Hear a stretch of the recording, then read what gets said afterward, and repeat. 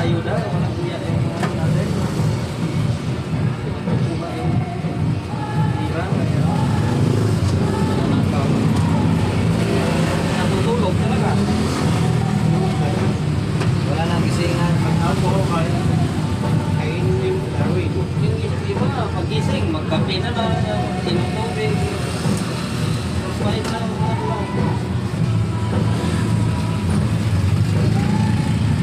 Papayat ka. Ha? Papayat ka yan. Tubig na lang yung laman. May bahaw na po. Walang tubig. Yaway. Ha?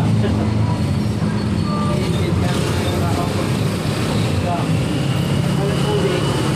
Yaway na. Yaway na. Ayun. Parang gagambino. Tapos na lang. Parang gagambino. Uwi naman. Tapos na lang.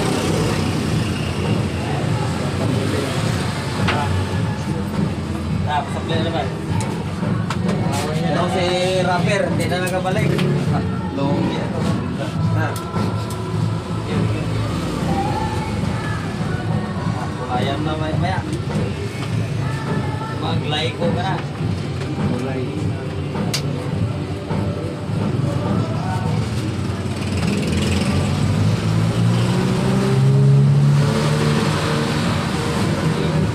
Paglabas natin sa mundo, o mapanad o di mapanad kaya. Halimbawa po, Pagka maya-mayang hapon yung Yan na lang ito. maya-maya yung si rapper isang mo lang ng pa sa mundo ito ng mayayaman ng mga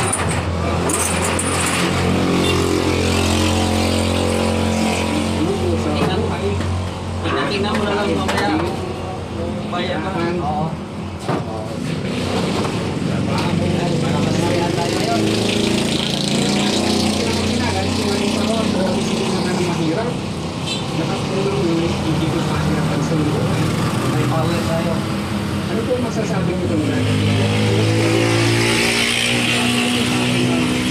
Masasabi natin na naswertihan po ang pag-exist natin sa mundo. Kung siya pinanganak na maganda, ikaw ay pinagandahan, siya ang pinanganak na kikieto, ikaw ay puto lang kamay. Parang lumalabas po na swertihan pa talaga ang paglabas natin dito sa mundo. Pagkus na hindi naman po natin Bakit dito. mo? Hindi naman po, maraming salamat po, Brother Ed. Grabe yung Salamat din kapatid. Serbihan lang daw na lumabas tayo sa mundo. Kapatid, ganito, na makinig kang mabuti para wag mo akong mamisinterpret.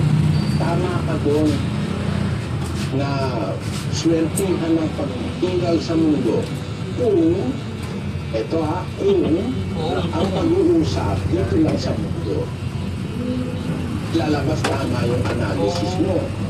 You did not choose or you did not ask anybody for you to exist. Puto lang Di ba kamay mo. hingali na ako nga ay maging tao, niya mag-exist ako. Tapos hanggang pa rin ako parang sila sa hanggang mamatay ko dito.